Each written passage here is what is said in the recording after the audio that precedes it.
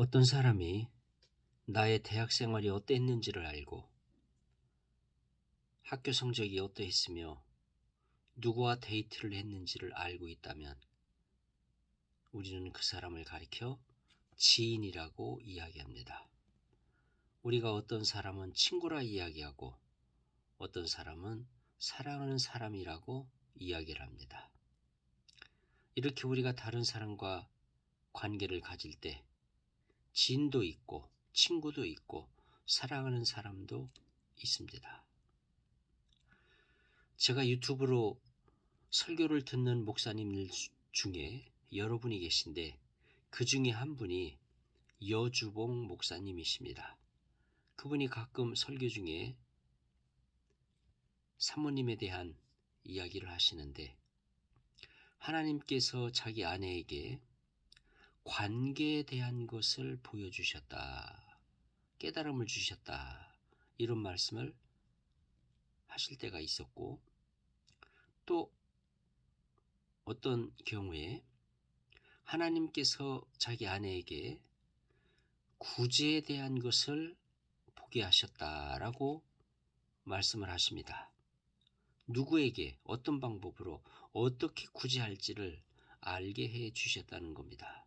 저는 이 두 가지의 언급을 종합해서 여주봉 목사님의 사모님은 다른 사람들과 관계를 가질 때 그 사람의 필요를 찾고 그 사람의 필요를 채운 다음에 그 사람과 관계를 갖는구나. 그런 상상을 해보았습니다. 이게 맞는지 틀리는지 제가 그 사모님께 여쭤보지는 않았어요. 맞느냐 틀리느냐 그건 중요하지 않아요. 제가 이런 상상을 하게 된 그 이유가 더 중요합니다. 제가 이런 상상을 하게 된 이유는 제가 성경을 통해서 하나님께서 다른 사람들과 관계를 갖는 방법이 뭘까? 이것을 생각하면서 상상해 보게 된 것입니다. 하나님이 다른 사람과 관계를 갖는 방법이 무엇일까? 제가 처음에 보게 된 것은 민수기 15장 41절의 말씀입니다.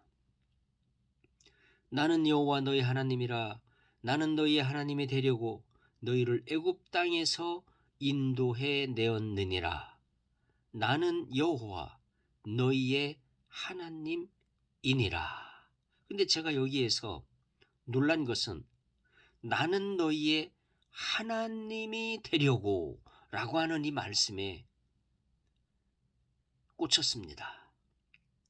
하나님께서 이스라엘 사람의 하나님이 되려고 생각하시고 어떤 일을 하셨다는 겁니다. 어떤 일을 하셨어요? 애굽 땅에서 인도해 내었다. 하나님께서 이스라엘 사람들과 관계를 갖기 위해서 하나님이 이스라엘 사람의 하나님이 되기 위해서 이스라엘 사람을 애굽 땅에서 인도해내는 그런 일을 하셨다는 겁니다. 신학에 와서 보니까 그런즉 이스라엘 온 집은 확실히 알지니 너희가 십자가에 못 박은 이 예수를 하나님이 주와 그리스도가 되게 하셨느니라 하니라. 우리를 위하여 십자가 위에서 돌아가신 예수 그리스도, 하나님께서 예수 그리스도를 주와 그리스도가 되게 하기 위해서 십자가에 못 박았다는 거예요. 십자가에 못 박은 이후에 그리스도가 되게 하셨다는 겁니다. 그리스도라는 말은 메시아라는 말인데 우리를 구해냈다 그런 말이죠. 그리스도가 되게 하기 위해서 십자가에 못 박혔다는 거예요. 십자가에 못 박힌 예수 그리스도를 그리스도가 되게 하셨다는 거예요. 십자가에 못 박힌 예수를 그리스도가 되게 하셨다는 거예요. 그래서 우리가 예수 그리스도라는 이름을 부르는데 예수를 그리스도가 되게 했다. 그래서 예수 그리스도라고 부르는 것입니다. 그런데 그 그리스도, 예수 그리스도를 또한 주가 되게 하셨다는 거예요. 여기서 말하는 이 주는 임금주예요. 왕자에다가 점을 하나 찍은 거죠. 임금주. 우리의 주인이 되게 하셨다. 그런 말이에요.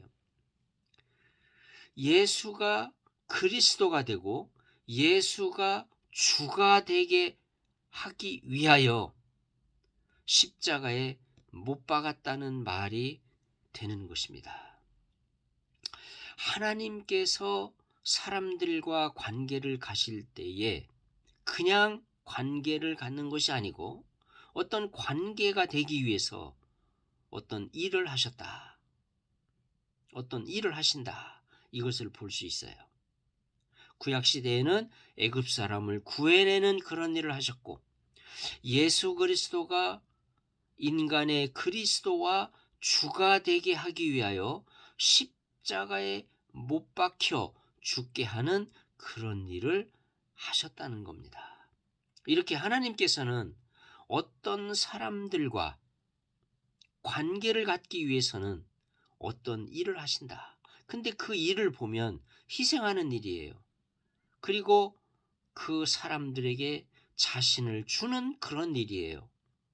예수 그리스도께서는 자신의 목숨을 주는 그런 그 희생을 감수하셨다는 것을 보여주고 있습니다.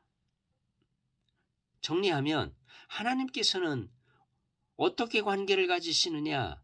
다른 사람과 관계를 갖기 위해서 자신을 주시고 심지어는 목숨까지 주시면서 관계를 갖는다는 겁니다. 그런 관계를 맺는다는 겁니다. 구약 성경에 보니까 하나님께서 아브라함의 하나님이 되기 위해서 아브라함을 인도해 내시고 그리고 아브라함을 위해서 일을 하십니다. 그런 이후에 아브라함의 하나님이 되십니다. 창세기 24장 12절, 27절, 42절, 48절에 보면은 아브라함의 하나님이라는 그런 그 표현이 나옵니다. 처음에 하나님은 아브라함의 하나님이 아니셨어요. 그런데 이 하나님께서 아브라함에게 말씀을 주시고 아브라함을 위하여 일을 하신 이후에 아브라함의 하나님이 되십니다. 그 이후에 하나님께서는 아브라함의 아들인 이삭을 위해서도 일을 하십니다. 그 이후에 28장 13절에 이삭의 하나님이란 표현이 나옵니다. 아직 이삭의 아들인 야곱의 하나님이라는 표현은 나오지 않습니다. 야곱의 하나님이라고 하는 그 표현이 나오는 것은 출애굽기예요. 출애굽기 3장 6절, 3장 15절, 3장 16절, 4장 5절 이 말씀에 보면은 아브라함의 하나님, 이삭의 하나님, 야곱의 하나님이라는 표현이 나옵니다. 이 표현이 나오기까지 그냥 나온 게 아니에요. 그 이전에 하나님과 야곱과의 어떤 일들이 있었어요.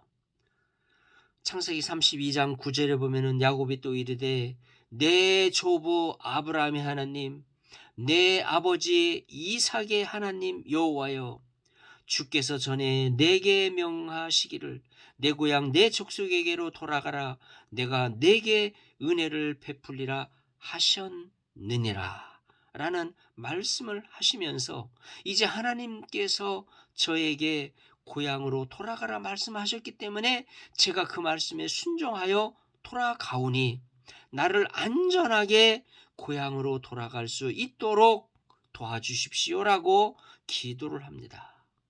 그리고 그가 이제 고향으로 돌아갑니다. 그런데 형을 만나는 것이 너무 두려워요. 그래서 그 야복강가에서 야곱은 하나님 앞에 밤이 새도록 기도하면서 그리고 천사와 씨름을 합니다. 그때 천사가 나타나 야곱에게 말씀을 주십니다. 창세기 32장 28절에 그가 이르되 내 이름을 이스라엘이라 부를 것이니 이는 내가 하나님과 사람들과 겨루어 이기었음이니라. 이 천사가 다시는 야곱이라 부를 것이 아니요 이스라엘이라 부를 것이니 말씀하십니다. 다시 말하면 너의 이름이 야곱이 아니라 이스라엘로 바뀌었다. 이는 내가 하나님과 사람들과 겨루어 이겼다라고 말씀하시면서 그 야곱을 축복하십니다. 이러한 사건이 있고 그 이후에 출애굽기에 넘어가서 아브라함의 하나님, 이삭의 하나님, 야곱의 하나님이라고 하는 그런 이름들이 나옵니다. 바로 하나님께서 야곱을 위하여 일하시고 야곱을 지켜주시고 보호해주시고 이끌어주신 이후에 야곱의 하나님이라고 하는 이름이 나옵니다. 그게 구체적으로 나오는 부분이 창세기 48장 15절입니다. 그가 요셉을 위하여 축복하여 이르되 내 조부 아브라함과 아버지 이삭이 섬기던 하나님, 나의 출생으로부터 지금까지 나를 기르신 하나님, 그 하나님께서 나의 하나님이 되셨다라고 고백하시며 그 후손들을 위하여 축복을 하십니다. 창세기 48장 15절 야곱의 이러한 고백 이후에 출애굽기에 바로 야곱의 하나님이라고 하는 표현이 나옵니다. 그래서 그 이후에 하나님의 이름이 뭐예요? 아브라함의 하나님, 이삭의 하나님, 야곱의 하나님이 되신 것입니다.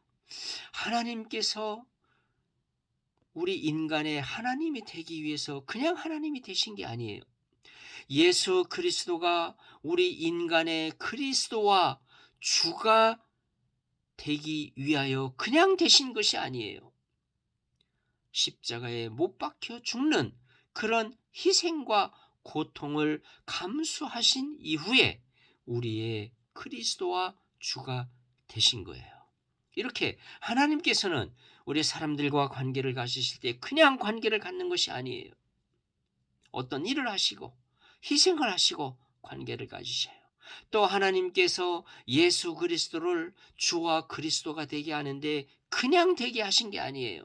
희생과 그리고 십자가에 못 박혀 죽는 그런 고통, 우리를 위하여 십자가 위에서 피 흘려 주시고 우리의 죄를 속하기 위하여 십자가 위에서 고통당하시고 피 흘려 죽으시는 그런 그 죽음을 수반한 이후에 우리의 그리스도와 주가 되게 하셨다고 말씀하고 있습니다. 하나님께서는 이렇게 예수 그리스도와 우리의 관계를 맺어주실 때에도 그리스도로 하여금 예수로 하여금 십자가에 못 박혀 죽게 하는 그런 고통을 겪은 이후에 우리의 그리스도가 되게 하셨고 우리의 주가 되는 그런 관계를 맺어주신 것입니다. 이렇게 어떤 사람을 위하여 희생하고 어떤 사람을 위하여 고통을 당하고 그 사람과 관계를 갖는 이것을 성경은 사랑이라고 정의합니다.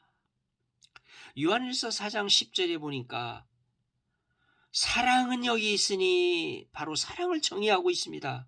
우리가 하나님을 사랑하는 것이 아니요 하나님이 우리를 사랑하사 우리 죄를 속하기 위하여 화목제물로 그 아들을 보내셨음이니라.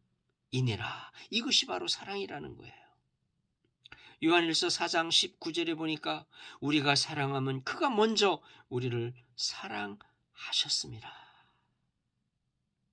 우리가 사랑하면 그가 먼저 우리를 사랑하셨다는 거예요. 하나님께서 먼저 우리를 찾아주시고 우리를 만나주시고 우리를 사랑하셨다는 거예요. 이 말은 하나님께서 먼저 우리를 위하여 희생하시고 고통받으시고 그리고 우리를 위하여 일을 하셨다는 것을 말씀하고 있습니다.